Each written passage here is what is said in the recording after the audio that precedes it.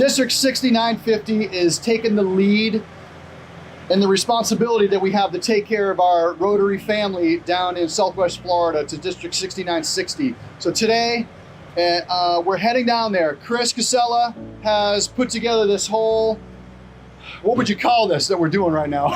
It's a supply run. A supply run.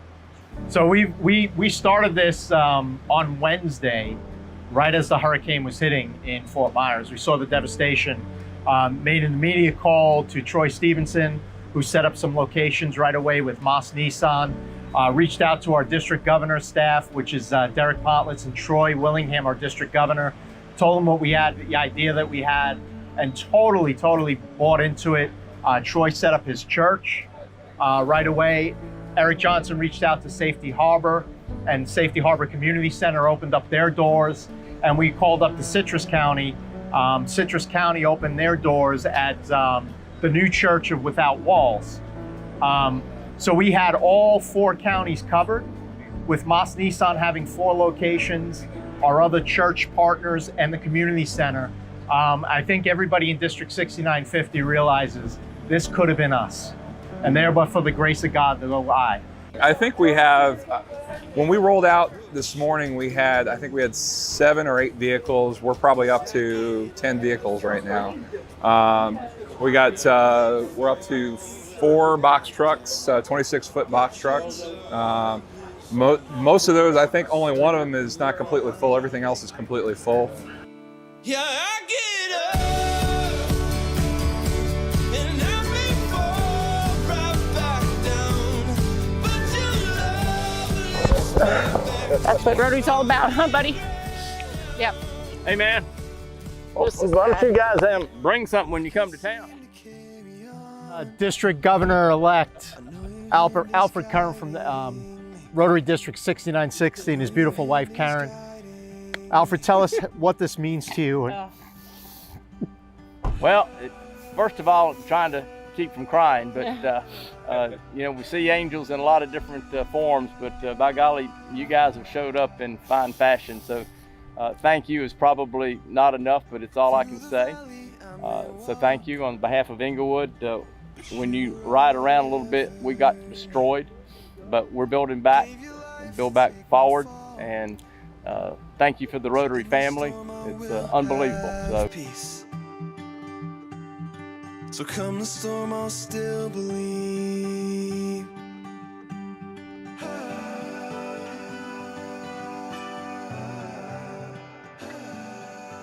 When I was a boy, I would see scary things in the news. My mother would say to me, "Look for the helpers. You will always find people who are helping."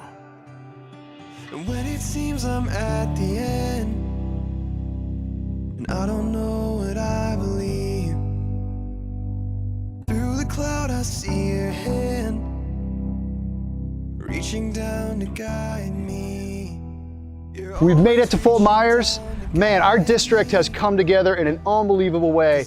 The smiles on all the people's faces down here that are helping us, that are volunteering to take everything off of these trucks is amazing. We're getting hugs, we're getting thank yous. Thank you to District 6950 for all coming together to make a massive impact down here in Fort Myers. Elsie kind of organized all of the volunteerism, all of the supplies coming in. She was in charge of everything that came in. Like I said this a few minutes ago, the amount of people that have showed up to support us. You make me cry, I don't want to.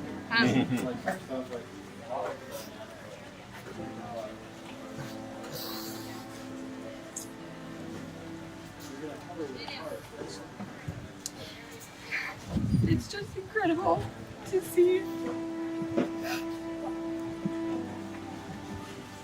In Rotary, you step up and you support your community and you help people, and you don't always be the person that needs the help.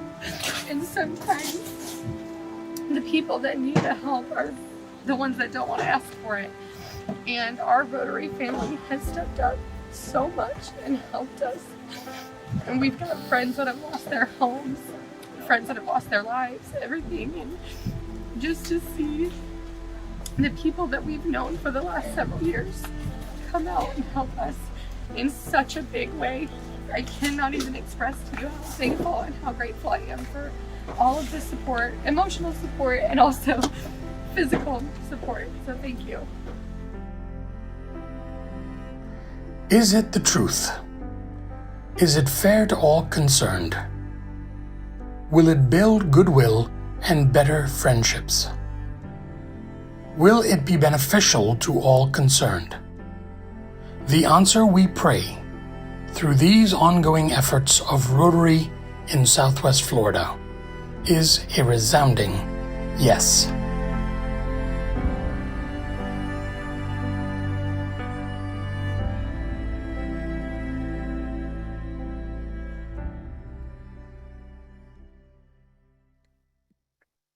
Wow.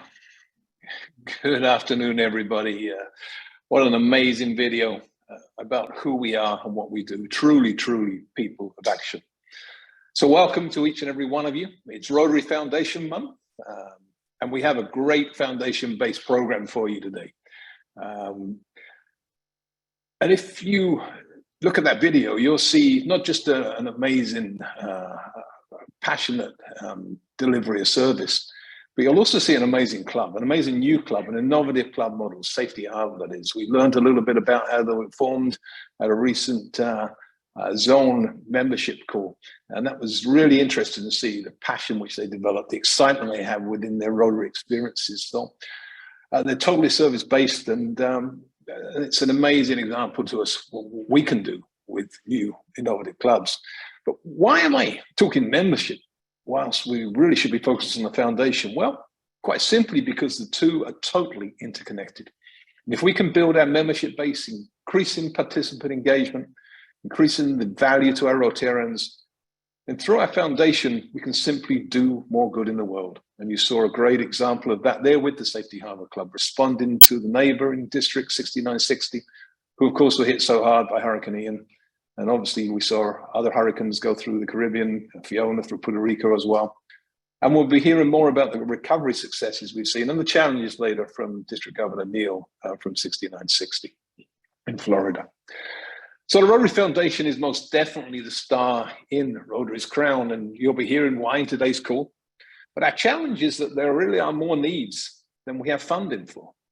Whilst we broke records last year with annual giving, and we strive for greater impact, we need to find other funding sources. And one way that we're looking at doing that at the moment with our foundation action plan, initial discussions, is to look at wider untapped markets. I had the chance to talk to past RA President and Trustee Chair-elect Barry this morning. He's stuck in an airport in Ohio. He's been touring various foundation dinner events, and I think has raised, he said, $400,000 over the past few days in terms of commitments. In fact, Stephanie, I think he was with you last night. And we talked a little bit about the possibility of us building relationships with corporate partners. And I'm very happy to say that our zones have taken the first step in that regard by appointing past District Governor Darrell Keyes from Zone 34 and Harry Henderson from 33 as co-chairs of a corporate outreach task force. And one of the things they'll be looking at is how we can perhaps encourage corporations to understand the value that we do have by the delivery system we have within our own foundation. Of course, the other target audience is our non-Rotary, to our non-Rotary beneficiaries, and also sort of the lowest hanging fruit is in fact our Rotarians. And there's some frightening statistics there that I wasn't aware of, and Barry reminded me of this morning. 72% of our members globally are non-giving. And that gets even worse when we look at polio. Only 12% of our members give to polio. We're doing amazingly well, but there's so much better we can do. Imagine what would happen if we can get all of our members to give to our amazing foundation. So how do we reach those members? How do we do that? And that's something we're working, as I said, with the Foundation Action Plan. But really it comes down to spreading our Rotary moments that the Foundation has given us each the opportunity to feel by telling our Rotary stories. And I'd like to share a story with you of one of my Rotary moments involving the foundation. It started when I was in a young Rotarian. I was asked if I wanted to become a Paul Harris Fellow. I had no idea who it was. About 3 months later, the foundation chair came up to me and asked me for $1,000. I said, okay, that's fine. I now know what it is. When I became president, I realized that it was a little more than that. But I was a bit of an overachiever, and I wanted to win district governors awards. And one of the criteria on district governors award was to do a matching grant at the time. This was 95, 96. That matching grant turned out to be one that was a package one, $10,000 grant to do 100 cataract operations in India. I did the grant, found about $4,000. I got the award. I was happy. Really didn't understand the impact of it. 2 years later, I got a fax from the group governor's representative. There were no AGs at the time from India. It was writing on behalf of the father of some children, and his mother had received one of these grants for a cataract operation.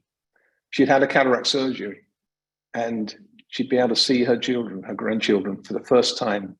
And he was writing to thank me for that fact. She'd passed away 3 months later. She hadn't seen her grandchildren for 20 years, and now she'd see them before she passed away. That was the moment I realized the power of our foundation. That was one story. We've done 100 cataract operations. Multiply that up. That's the feeling that I get when I give to the foundation. And I know many of us feel the same way. So stories like this are examples of why we're trying to create actually a membership action plan, because we want to generate more members to do more good in the world. And whilst we are a data-based plan, and we typically talk about key performance indicators and those sort of things in a data-driven basis, KPI can stand for something else. And this is what MAP is all about. It's about KPI keeping people interested, keeping people informed, keeping people involved, our members, of course, and most importantly, keeping people inspired. Now, as Rotary International Director nominee, sorry, I do apologize, President nominee, Stephanie puts it, we need to create irresistible clubs and make sure that our members are not just engaged and survive, but thrive in them. And I'd like to make a couple of congratulations at this point in time, starting with someone who's just recently been selected as the new Rotary International Director Designate for 2024-26, our very own Patrick Eakes. He's the chair of MAP, so we can congratulate Patrick. You're going to do an amazing job, and I'm so happy from a number of perspectives for your moving forward in this role. I know you're not official until December 1, but I'm sure in December 1 we're going to be celebrating with you, Patrick, and I can't wait to hand over to you and work alongside you. But someone who fortunately wasn't here to hear our congratulations during our last information call and is with us today is one of our very own, the future and second only lady president to be in Rotary International's history, our very own Rotary International president nominee, Stephanie Urchick. Stephanie, I'd like to pass over to you to tell us about your story and give us some more thoughts about the foundation. And congratulations on behalf of you all. We love you. Thank you. Thank you so much, Jeremy. Family of Rotary, this is my first ZOOMformation call since my nomination became official. So for those of you who I did not see in Baltimore at our summit, let me say thank you for all the thousands of congratulatory messages and WhatsApps and phone calls. I mean, it was just overwhelming. It truly, truly means so much. You know, sometimes I have to stop and you know, I wonder, how did this girl from Western Pennsylvania end up in line to take a seat in Rotary headquarters? And the truth of the matter is, it started because of my love affair with the Rotary Foundation. And today, you know, we are celebrating in November Foundation Month. So today I wanted to share with you just some thoughts about what it takes for us to be supporters of the foundation and tell you some different kinds of stories. You know, I think one of the reasons most of us on this call anyhow have decided to support the foundation is because of something called faith. And faith is a little bit different than hope. Faith at its core is a deep-rooted understanding and an expectation that things are going to get better. Where hope is different, hope happens in the mind, but faith happens in the heart. And so that's how, to me, they are a little bit different. And I want to share with you um, a story that helps me understand a little bit about faith. And then I want to talk about how those things have something to do with Rotary. Now, I know you can't see this very well. This is a family heirloom. This is a book that my grandmother gave me. It's the book that she had when she got on a ship in Warsaw, Poland, and made her way to New Jersey before she went up to Canada. And this book is really a language book for people who spoke Russian so that they could learn English. So it is written in mostly in Cyrillic, but it has examples of what something looks like in English. And then in Cyrillic, it shows a Russian speaker how to pronounce it. So for instance, I'm looking at a page that has 3 sentences, and the first sentence says, "Koliko to kosztuje," which means how much does that cost? So it's written in English. But then the third sentence in Cyrillic says, "How much does that cost?" And you see, that's how my grandmother learned English, on her way to Passaic, New Jersey, where she met her uncle, who then took her up into Manitoba. And as you know, Winnipeg, Manitoba was the city that made us international in 1910. So my grandmother lived in a place called Ethelbert, which is about 350 kilometers north of Winnipeg. But she didn't leave Canada until 1933. So she was in Canada when Rotary was working in and around Winnipeg. So anyway, faith is what brought her to the United States. She had no idea what she was going to find. She just knew that there was an expectation that life would be better, and that, leaving Europe at that time was in her best interest. So faith got her to that ship, and faith got her to Passaic, New Jersey. And I think that's the same thing that happens to us in Rotary. The first situation I want to just remind us of was what happened when our zones in the United States went through rezoning about 5 years ago. At that time, I had already been elected to become a director, and Zone 33 and 34 had already elected a person to become director, David Stovall. But because I lived in one of the zones that was coming into Zone 33, you all embraced the fact, and David Stovall embraced the fact, that I was going to be coming into the zone. And so there was this faith, there was this expectation that this woman was going to be okay. Everything was going to work out. And I also had that expectation that, knowing what I know about Rotarians, my family of Rotary, that people were going to say, "This is great, come on into our family." And that's indeed what happened. And, we have never looked back as zones, and it's been a wonderful experience. But then I also think about why we, as a family of Rotary, support the Rotary Foundation the way we do. Many of you on the call, like me, have had an opportunity to see the foundation at work, and that is tremendous. And when you do, when you stand in another country, or you stand in your own community and you see something happening that's changing lives, that's wonderful. But let's face it, most of the people in our Rotary clubs don't have that opportunity. So it's incumbent upon us to share those kinds of stories with them so that we can help build their faith in something that they can't see. I gave my first donation to the Rotary Foundation to support polio eradication. I didn't know anybody with polio, had been gone in this country for so long. I had no idea where that donation was going, but I knew it was going to go somewhere to help a baby or babies someplace have a better chance of walking in life instead of crawling. And I think that's what we all do when we look at the Rotary Foundation. We use the faith, we use what's in our heart to help us understand that by supporting the foundation, we end up changing lives for people that sometimes we aren't going to meet. You know, past District Governor Al DeLucia from my district, 7305, is on the call today. And yesterday, Al and I took a trip over to Canton, Ohio, because our sister district over there, District 6650, had put on an event. It was called a Night for Ukraine. And they were collecting funds. Half of the funds would go to Rotary's disaster response grant program, and the other half were going directly to the Ukraine. And again, I looked at the hall. It was filled with people, absolutely filled with people. And, you know, a handful, if that, in that room had ever even been to Ukraine.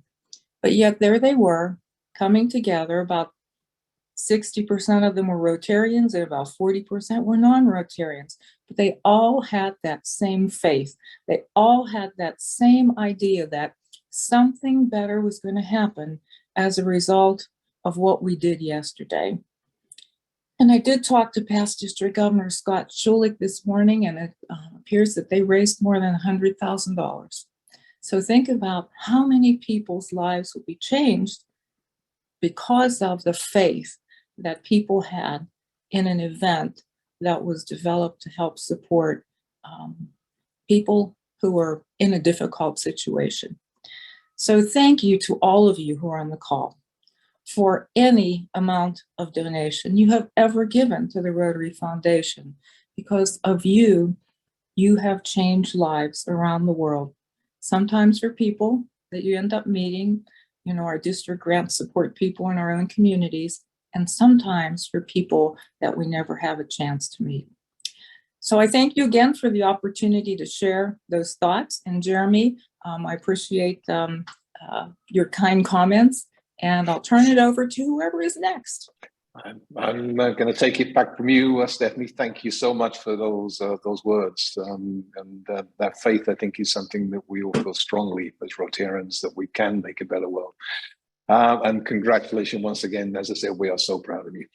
Okay, now it gives me great pleasure to go to the next section of the program to introduce our Endowment Major Gift Advisor, Dave Rauch, who's going to be talking to us with an update on what's going on in his world. Dave, over to you. Great photo, by the way, Dave. That's thank you. Almost better than my one earlier. Thank you, Jeremy. That's kind of my the devilish look, as Art had said. But I want to thank you and Stephanie for really kind of setting the stage here for the foundation. And what we're all about as far as giving. I don't have a lot of time, but I will say the reason I give to the foundation is I see all the good works that Rotarians do in their communities and around the world, and how great we are stewards of this money. So it just makes me really feel just blessed to have this foundation that we have, and just wish more Rotarians would understand their own foundation.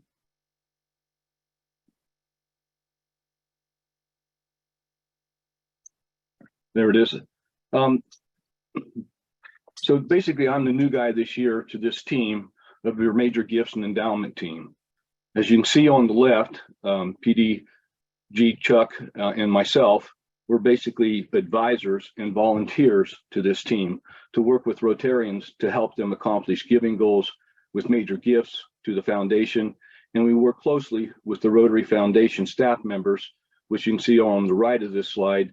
It's Carl Davis, Kevin Kelly, Lori Manzel from Zone 33, and Deborah Lowe from Zone 34. All of us are a resource to work with you. Next, basically, as far as what are we always looking for, we look to inspire others to do certain things. And basically, when you're talking to individuals, this is what we're trying to sort out and seek out what they want to do, solving a problem, make a difference, leave a legacy, and being part of something greater than themselves, and to impact a need that they have a connection with. So there's many Rotarians that feel this way, and I think that's where we come in to help them kind of be able to achieve this accomplishment through giving their major gifts to the foundation. And kind of next is, I'd like to just kind of give an update of where we are for this first quarter, basically through 30 October, and where we stand as far as These are our new Arts Clump Society members, and these are the brand new trustee circle level members that we have. And I think you probably might recognize a few names on this chart, especially ones on the right side of this chart. Next, I'd like to announce that we have basically in zone 33 new major donor level ones. In zone 34, 25. Bequest level ones, we have 9 in 33 and 3 in 34. So you can see just in this few short months this year, the impact that we're having with the Rotary Foundation from the major gifts and endowment standpoint. Last, I would like to thank all of you on this Zoom call for your giving to the Rotary Foundation and for being part of this foundation. Whoops, kind of moved to the next one. But anyway, thank you very much for having me. And back to you, Jeremy. Thanks so much, Dave, for that summary, and really appreciated your comments there. And, so now we're going to move on to District Governor Neil Snyder, who's going to give us an update of what's been going on the ground since Hurricane Ian hit Florida. And Neil is District Governor for 6960. Neil, over to you. Thank you, Jeremy. And good afternoon, everyone. District 6960 in Southwest Florida was heavily impacted by Hurricane Ian. Many residents lost their homes and others have significant damage due to the high winds and flooding. Immediately following Ian, our disaster response team put their plan into action.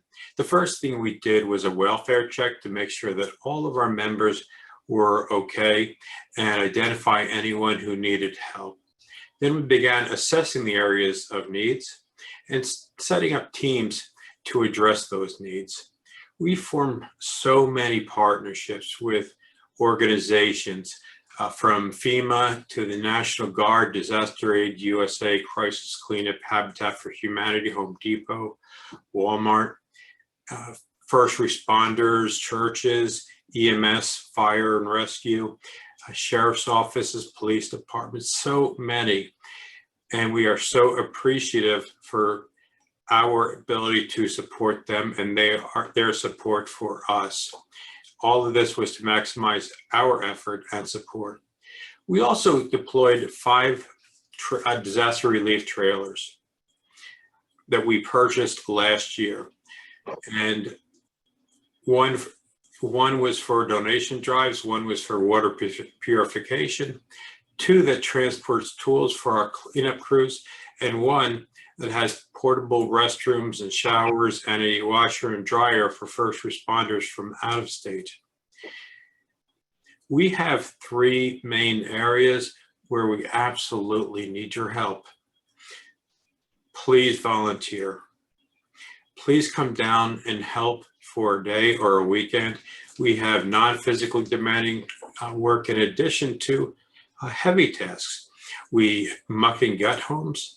We remove drywall, damaged drywalls, flooring and items. We cut up trees and clear debris. We search for items to salvage, such as medical or legal documents, jewelry, and other valuables. We meet residents to assess their needs and, just as importantly, to offer comfort, a reassuring voice and a hug to say, we are here for you and we're not leaving until our job is done. We collected and organized supplies and we delivered meals. Please, you can help spreading the word through social media posts and driving people to our rotaryfl.org website. Please donate supplies. We need supplies to support our recovery efforts. Many clubs and districts are holding their own drives and sending trucks and trailers loads of items to us, which have been extremely helpful and for which we are grateful. Our district disaster response team set up supply collection sites for things like non-perishable food, diapers, medical supplies, cleaning supplies, tools, and other needed items. We also set up an Amazon wish list with the items that we need. Please, again, visit rotaryfl.org for that link. Please donate funds. We are in need of funds to support our efforts. There is a finance team overseeing the collection and distribution of all donations. We're purchasing tools and items for cleaning as well as essentials for residents and volunteers. Once the cleanup phase concludes, we'll have a grant program to offer financial support to residents who need to rebuild. For many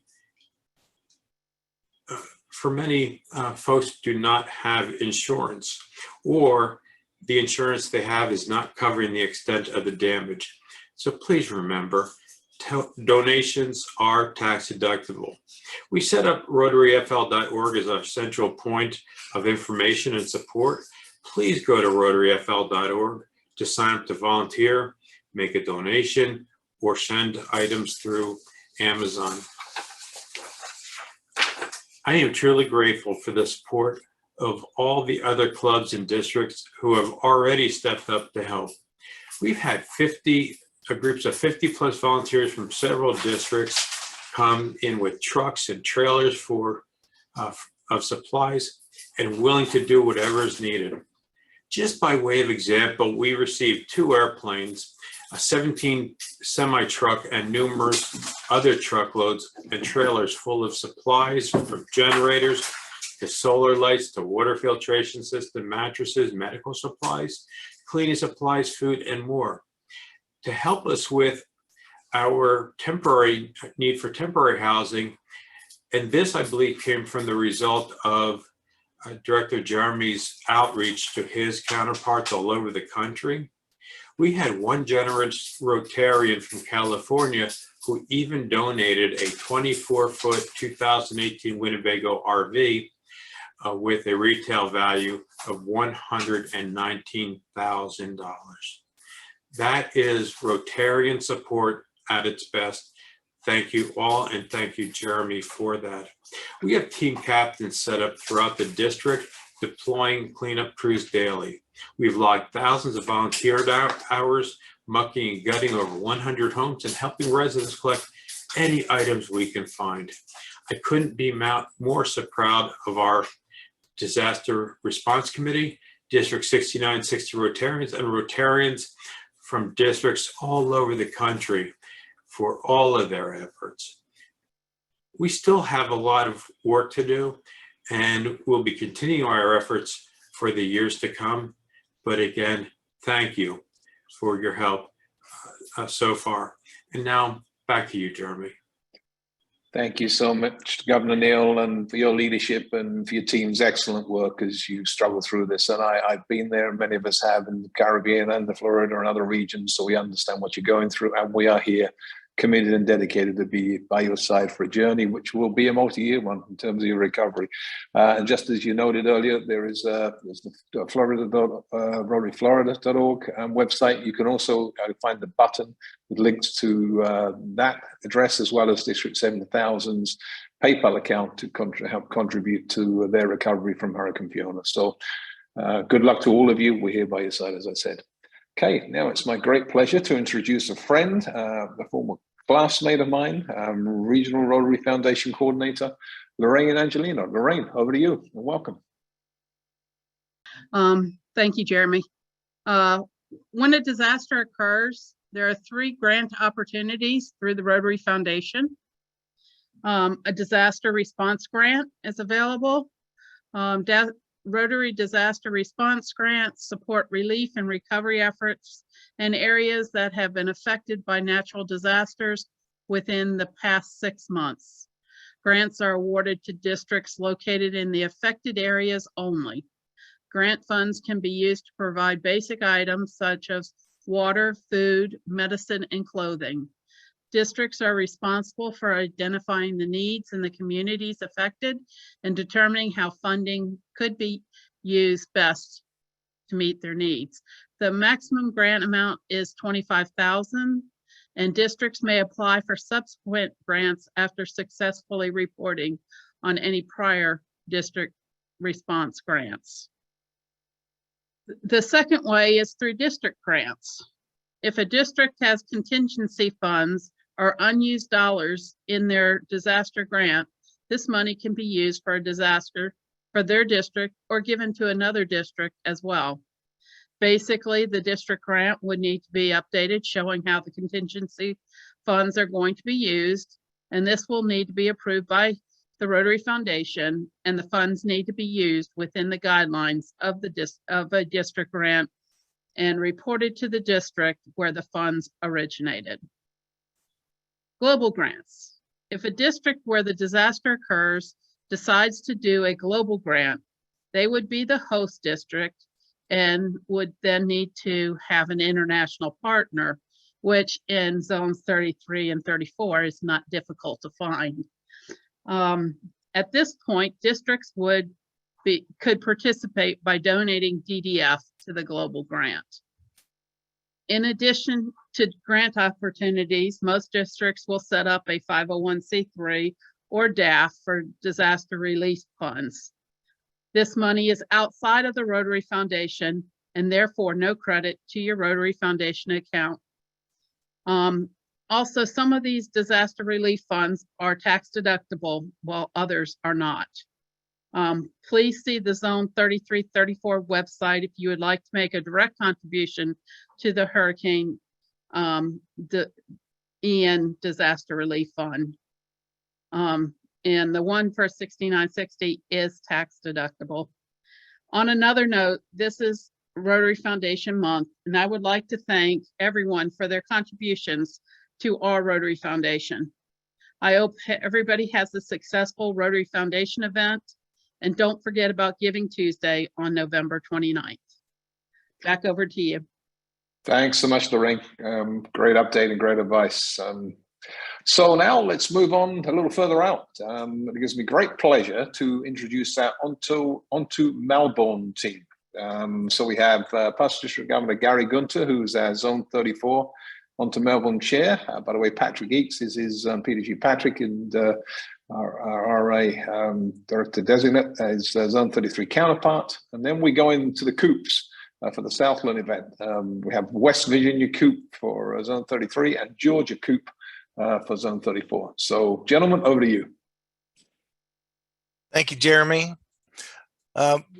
We've decided to use a little Melbourne promotional idea that we had, which was, if I get this thing going, to help you understand why you might go to Australia to join us for the Melbourne Convention.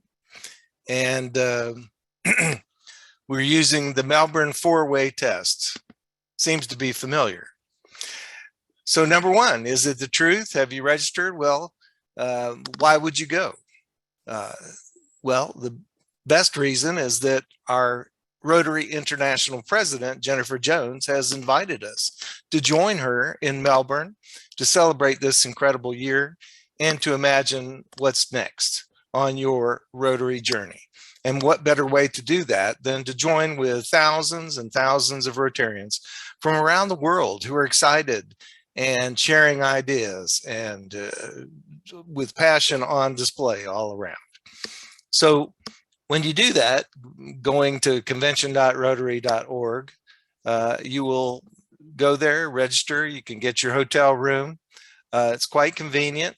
And you know, people would go to Australia, of course, for the cuddly koalas and kangaroos, but most people may not know it's also the culinary capital of the world, or of Australia, the sports capital of Australia, the culture capital of Australia, and the shopping capital of Australia. So there are many reasons to go to Melbourne and enjoy this convention. So number two, have you booked activities for all concerned? You know, this is one of the most exciting conventions in terms of the things that have been put together for it. As you can see by going to Melbourne, Rotary Melbourne 2023.org and looking at the events tab, they've got great events right there in Melbourne. And also on the nights that we're doing the convention. There's the host hospitality Monday night. Other things like parties on the streets of Melbourne with the South Wharf, and many, many others. So you need to take a look at that website and enjoy that. You'll see a lot there. Number 3, will it build goodwill and better friendships by participating in a tour before or after the convention? Now, on this same website, the Rotary Melbourne 2023.org, there's quite a number of tours involved in Melbourne and outside of Melbourne, all the way to Fiji and New Zealand and all this. So you can do that. You can also look in the Rotary magazine. This month's Rotary magazine is all about Melbourne. And you can go to Brad Howard, our friend, the former RI director's howardtours.net. And he's put together tours just for Rotarians. So you've got quite a lot of options to have a great time going to Melbourne. And, you know, once you get there, you will want to enjoy the excellent weather. So number 4, will it be beneficial to all concerned? Well, it will for many reasons. One of them is the fantastic weather in the 50s and 60s, the outdoor cafes, the tram network that is free to all to get us around very easily around downtown. And then we say, well, there's also a Southland reception that is being planned, which is our opportunity to have fellowship and get together and have a great time together in Melbourne. And here to give us an update on that is David Cooper. David, take it away. Thank you, Gary. I'm Coop from West Virginia. And I'm Coop from Georgia. Coop and I are working on the Southland event, as you know, coming up in Melbourne. And we're going to, we're looking at some different venues, and we want to know that we're working on something that's going to be fun, entertaining, and minimum. And I'm looking forward, as Gary mentioned, to seeing old friends and making some new friends. And the schedule will allow plenty of time to do that. We're also working on some Australian entertainment. That's right, Coop. We're working on some interesting guests, and I'm sure we'll have some celebrities of our own from Rotary. And we look forward and discussing this with you in the near future. So over to you, Terry Weaver.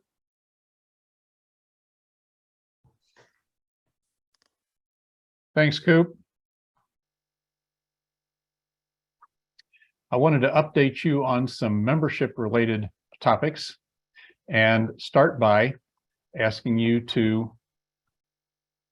support the membership action plan and promote the membership action plan MAP webinars. Those are on the second Monday. That's a week from tomorrow at 6 p.m. each month.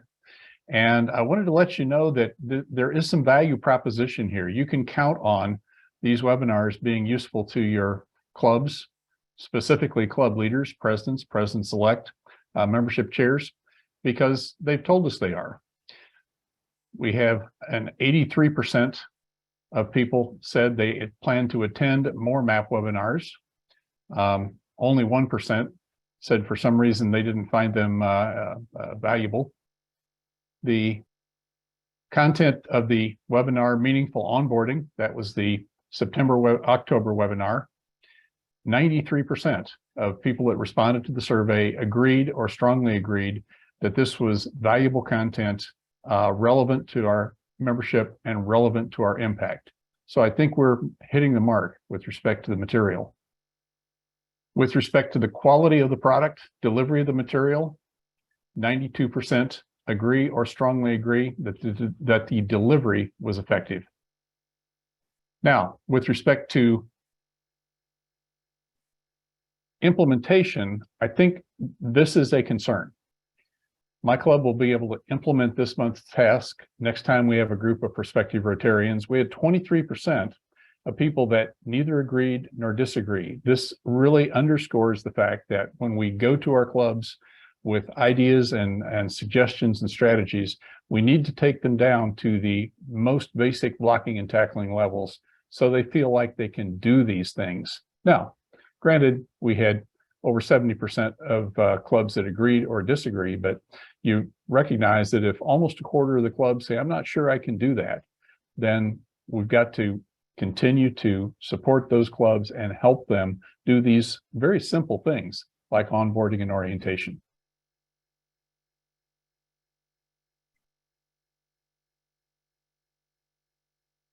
I wanted to point out that for the first time ever, zones 33 and 34 are in the lead with respect to membership gain so far this year. And what's interesting about that, it's not that we are doing so much better than our prior year. It's simply that the rest of the North American zones are a little bit behind pace. You'll notice the trajectory, the ramp, the rate of net membership gain among zones 33, 34, and 28, Canada. And you'll notice what the rest of North America looks like. It's interesting. Now, here's a yellow flag. Half of the clubs across zones 33 and 34 have attracted 0 or only 1 new member in 4 months. Now, I'm talking about clubs of, say, 50 members that on average are going to need 7 or 8 new members just to break even. In those clubs, we still find clubs that have attracted none or only 1 member in 4 months. So we have to help the clubs that need to be sort of shaken into action to help them get started. And I think one of the ways we can do that is make sure that we stay on message, that we're aware that there are bright, shiny objects out there that distract clubs' attention from this core objective of membership growth. Now, there's a lot of things. There's DEI, there's Rotaract, there's the monthly theme of Rotary, there's empowering girls. This goes on forever. And before you hit the chat, I'm not saying that any of these external priorities are not important. They all are. What happens, I believe, is that our clubs get focused on these external priorities and forget the core internal priority of consistent, moderate membership gain. Because as all of you know, but it's not completely clear to the clubs, if we get membership right, we can do all these things. We can do all of them. What we have to do is we have to keep the clubs focused on that core principle. And here's what I'm suggesting. It's not either or. It's not the RI monthly theme, for example, Foundation Month, or membership gain. It's both and. The fact is that membership gain will drive the future of the Rotary Foundation, just as it will drive our ability to serve all of these other external priorities that I'm talking about. So I'm suggesting that we stay on message, lead with membership growth and member attraction as club priorities, and then relate these other initiatives, these external initiatives, to that idea of we've got to strengthen our clubs, we've got to strengthen our membership, and we've got to continue to grow Rotary. We have to grow more to do more.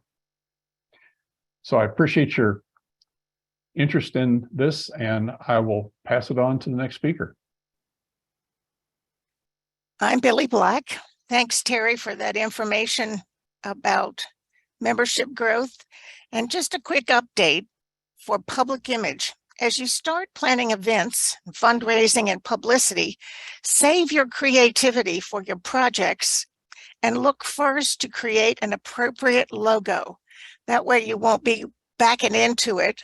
And Marshall's public image team from Zone 34 and my public image team from Zone 33 are more than willing to help.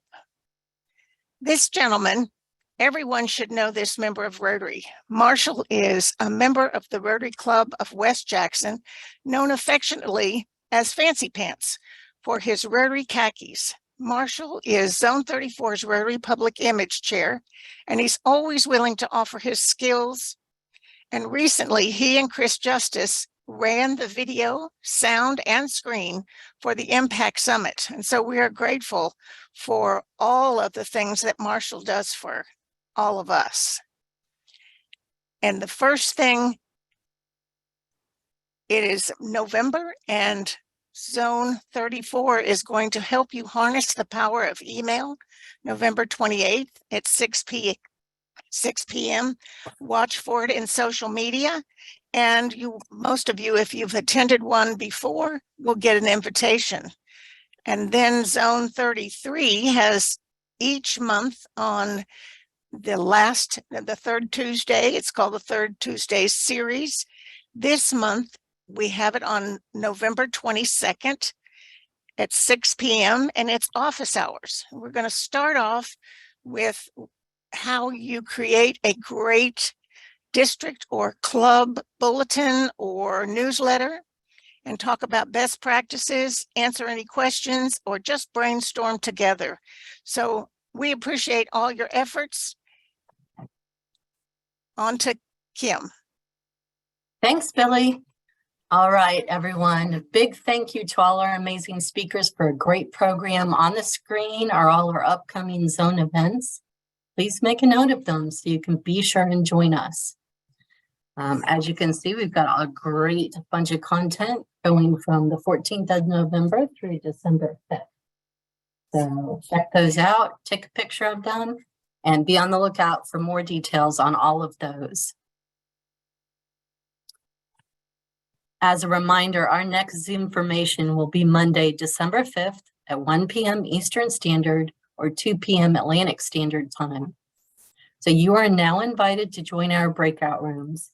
You can visit with RI leadership, Stephanie and Jeremy, go on to Melbourne with Gary, Coop, and Coop, or check out our disaster updates with Neil and the District 6960 team, or go to our coordinators, Terry, Lorraine, Billy, and Dave. You are now able to join on your own, but if you're having difficulties, just raise your hand and we'll get you to a breakout room. Once in the breakout room, you'll be able to unmute yourself. Please remember, all breakout rooms will close at 2 p.m. sharp, and there will be a 60-second countdown prior to the breakout room closing, just to let you know you're about to end. Once the breakout room closes, the meeting is over to the main room. Again, thank you so much for joining us. Enjoy the breakout rooms, which will close at 2, and see you at the next Zoomformation, which will be December 5th.